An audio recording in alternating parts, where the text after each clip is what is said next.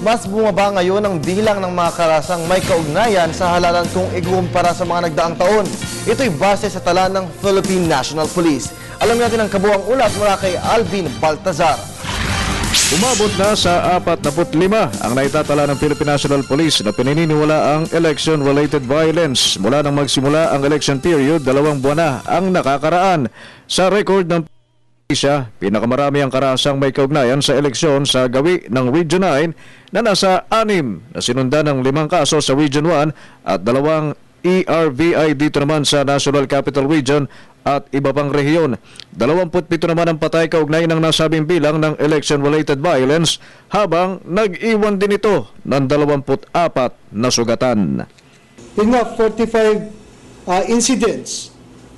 Kung i-breakdown nga natin, yung nga 32 rito shooting incidents, may isang insidente ng grenade throwing, 5 kaso ng strafing, 3 kaso ng stabbing, at 4 na kaso ng other acts of violence. 8 sa naitalang ERVI ay nasa office na habang 37 ay under investigation. Pero ayon kay Serbo, mas mababa pa rin kung tutuusin ang nasabing bilang kumpara sa mga nagdaang halalan at ito'y dahil na rin sa napaghandaang maaga ang paparating na midterm elections ngayong Mayo. Napaghandaan kasi ito ng maaga at na-identify natin ano ba yung mga problem areas. Nakita natin yung problema na pwedeng maibigay ng proliferation of loose firearms.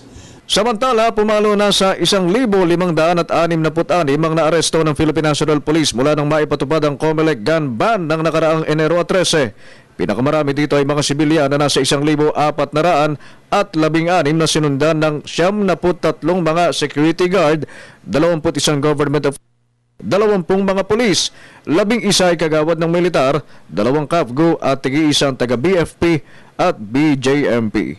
Para sa Telebisyon ng Bayan, Alvin Baltasar.